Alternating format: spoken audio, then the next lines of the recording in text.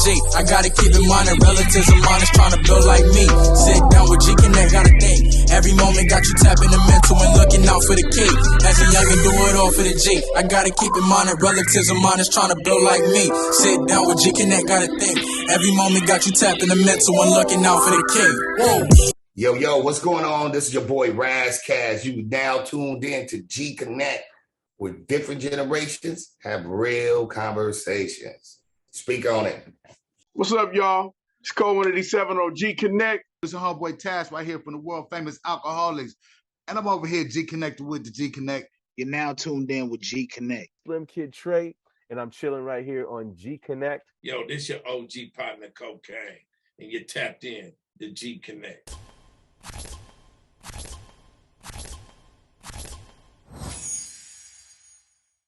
Being that this is the end of 2022 and you've been in the game for some time now, you care to speak on the changes you witnessed over the time you've been a part of it? Changes in the game, you mean? Yeah, in the music industry, like from when you first started carrying freaking equipment. So now all you need is a laptop. Yeah, it's a trip, man. Like technology is a motherfucker, man. But I mean, as far as the whole game, I mean, it's still really the record business is it's not the same, but it's still the same mechanics as far as like promoting something and this and that. You still people gotta hear it before they can buy it and shit. But I really ain't with all this like computer shit, man. I'm from a soulful era, and it just seems like it's a lot of computer generated shit, you know, that's brainwashing the kids into, you know, liking like certain shit. But I'm not hating on good music. Like I ain't saying it ain't out there, like everything whack. I'm just saying that like it used to be a select handful of, like you really had to be able to you really had to be able to have something to get out there to be heard, because you gotta be heard, you gotta, you know, before the computers, record labels and telegrams and, you know, TV and commercials and shit like that. But you know, I just think a lot of people we sending the wrong message sometimes. You know, like it got way more money. Money changes everything, and I think the money aspect is way different than when I was coming up. So that's changing. It changed a lot of these kids in the straight. You know, they beast mode right now. You know what I'm saying? They trying to get to it. You know what I'm saying? So, I get in tune with music that's out right now sometimes, but then I really be in my own world because we got too much going on. You know what I'm saying? We throwing parties, we in the studio making our own shit and this and that and blah blah blah. So I don't even consider myself in the industry like I used to be. I got this NFT shit going on. That's what I was telling you about the party that we're gonna throw every Friday. It's gonna, you know, the first one is for the NFT convention after party. Knowing what you know about the business, what advice would you give to the youth trying to get into it today? I would probably tell the youth today to be original. You know what I'm saying? Like I got labels calling me, asking me, can I find somebody that sounds just like somebody, because they want to sign them because they sound like somebody. You know what I'm saying? Like that shit was back in my day. That shit was unheard of. Like you remember our day, man? Taboo. It was taboo. I keep taboo to sound like somebody else. Yeah, that was like, nigga, you know what I mean? That's how you didn't get in the industry, was like that. But right. You know, they I think that the new twist is how close can you sound to Future? How close can you sound to, you know, the Migos and all these people with shit? There's a lot of people pulling it off. That's why when our generation heard it, we were like, don't all this shit sound the same. You know what I'm saying? That's what we were saying. And then I really listened to this shit, and it ain't the same, but it's kind of like the same principle we were going on. Like if you hear a style, you start mimicking without even knowing it, kind of sometimes. You know what I'm saying? If you like some shit. But you know, I wish these guys are the best. My daughter rap, man. Matter of fact, we got an interview with Sway in the morning. The the TV host Sway and shit. He heard her on my Instagram rapping, and that's a long time friend of mine and shit. So he hit me up, was like, "What's up with your daughter rapping and everything?" And da da da da. And he said he gonna film his morning show in L.A.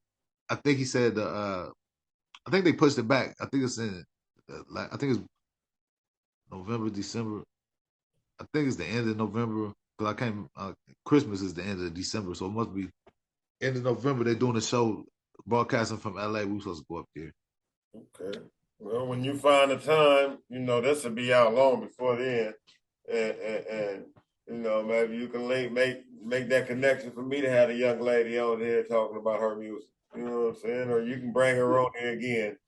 You can come on with her next time. You know what I'm saying? The funny part, she was just rapping over somebody else's beat. She ain't got no demos, nothing. Oh.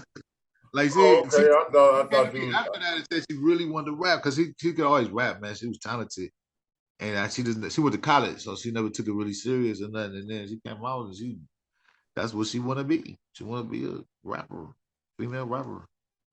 Okay. So we're gonna make it happen. Shout out to her, and I can see her being successful. Look who her father is. Growing up like we grew up in the music industry, how do you feel about the violence that's plaguing the hip hop industry today? I mean, the older I get, you know what I'm saying, the more man. But see, the Alkaholiks, we always preach that because when we came out with King T and everything, we would have to be at all type of parties. You know what I'm saying? We'd have to be at good shit. We'd have to be at our shit and wherever we got the shit at with the hip hop fans, underground and all that downtown and whatever. And I mean, to answer your question, I just think it's out of hand, man. It's ridiculous. It takes the fun out of the enjoyment out of music, kind of. You know what I'm saying? We grew up on shit like, Maze and the Isley Brothers and all these different people, rock and roll groups. We grew up on music. Exactly. And it seemed like, the trend was love and shit. Even with the hip hop motherfuckers battling, all they did was battle on the mic and then, if it came to some fisticuffs, then they duke it out and that was, lumped up and that was it. But the mentality that that somebody that like your brother is your enemy, and we as the older generation, we letting this shit happen right under our nose, man. You know what I mean? And you really can't tell these young niggas. You can't really tell them nothing. We can't take responsibility for that because, in my opinion, when it comes to that kind of subject, we can't be at fault for what they're not listening to, bro. We can't. They don't respect the older generation. This generation, in my opinion, in the hip hop and in the hood politics, they more of here and now. Fuck what you did back then. What's right now? This is that vibe right now, and you don't know nothing about this. And it's understandable from a degree, but then it's disrespectful to a degree because now you like saying you don't give a fuck about your roots and the people that paved the way for you to be here claiming or representing whatever that is, music, territory, blocks, or whatever.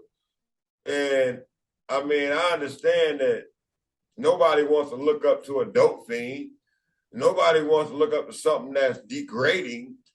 But I mean, if you is not in a messed up situation, which most older rappers not. It's, you know what I'm saying? In the rap community, that stigma of everybody being dope fiends and fell off behind drugs that's far out the picture. Would you agree? Yeah, I mean, so with the music, the younger generation, they don't respect the royalty of the generational music. Hell, it's still music that's been made from our generation that can stand up to anything coming out today. And the whole thing is, but you gotta understand why they not like really, man. If you think about it, even our generation, like, of course, we came up, listening to gangster rap. You know what I'm saying? And there's some more guns and all that shit in that generation too. And some people was doing it. They was real about it and shit.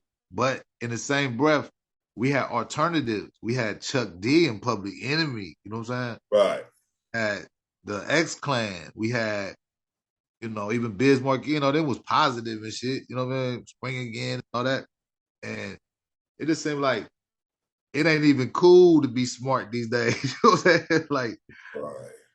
Like we used to respect, like if you see an older, generation person and they're talking intelligently. I don't care how hood you was, you would listen to at least listen to see if you know what he's talking about, you know. Right. And you were respecting to the point where it just stay out my way, I'm gonna stay out yours. You know what I'm saying? Right, That's what right. we grew up on. But it just say like it's a like I mean, like I said, like, I'm gonna send you my new single and shit, but I kind of talk about that because I started rapping, and then I dumbed it down and let everybody know I'm rapping dumb like this. I'm dumbing it down for the dummies, and then you know what I'm saying. And then when it's other shit, we gonna get to that because I got a bang for you there at the end. I got one that's might for the pull a tooth out like a dentist right now. What is Taz's favorite album of all times and why?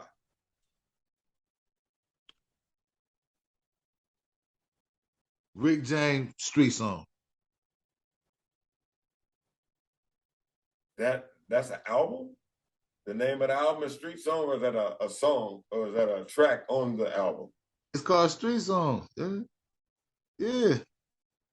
Okay. This is my favorite album. That's what I think. Like, I hope I ain't fucking it up. Like, yeah, no, I just had to be funny with it and act because I'm a little gullible. I didn't know that.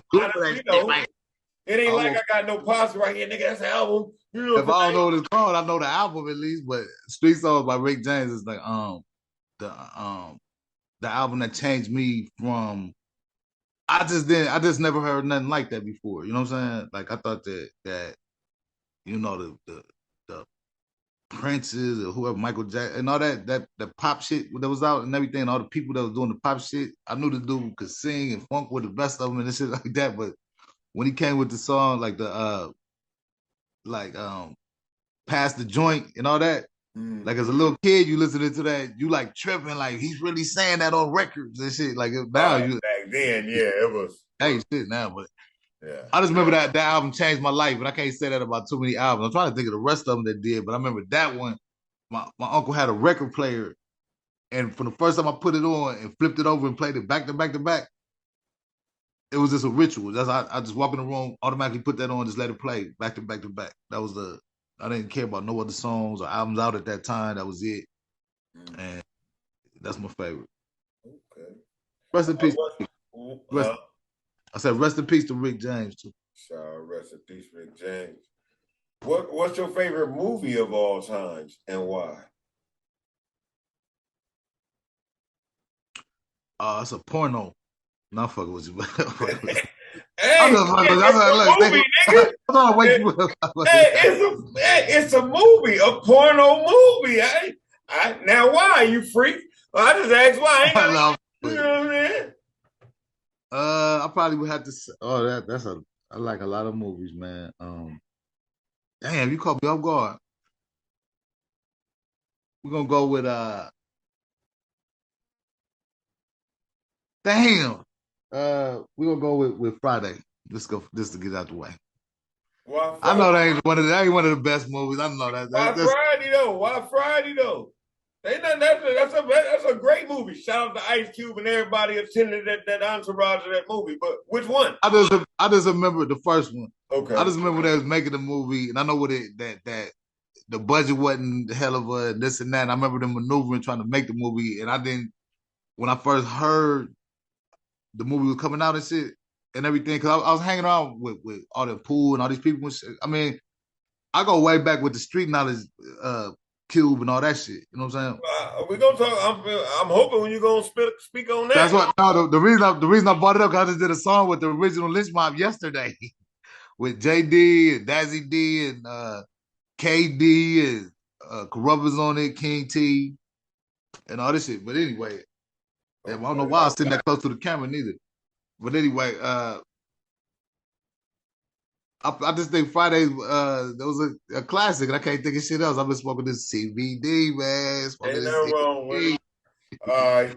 Now, you caught me off guard with that one though, man. All right. Because there's a million movies in my head right now. And I don't know which. Make sure to like, share, subscribe, and also check out the sponsor, Trust Me Vodka, at trustmevodka.com and Trust Me Vodka on Instagram. G Connect, with different generations have real conversations. Trust me. Trust. With